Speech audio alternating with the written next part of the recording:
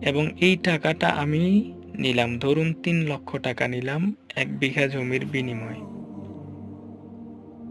এটাকে বলা হয় বন্ধক, মানে এটাকে বন্ধক রেখে সেটার থেকে সে ফায়দা নিল এবং এই টাকাটা আমি ফায়দা নিলাম, এবং এক সময় এসে এই টাকাটা আমি তাকে দিয়ে দিলাম।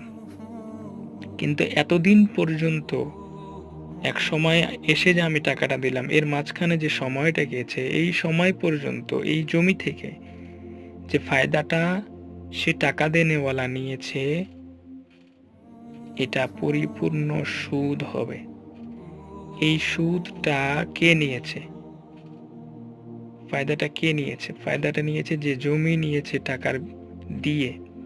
তো সে দিক আর নেক, দেনেওয়ালা লেনেওয়ালা একই গুনাহে গুনাহগার হবে।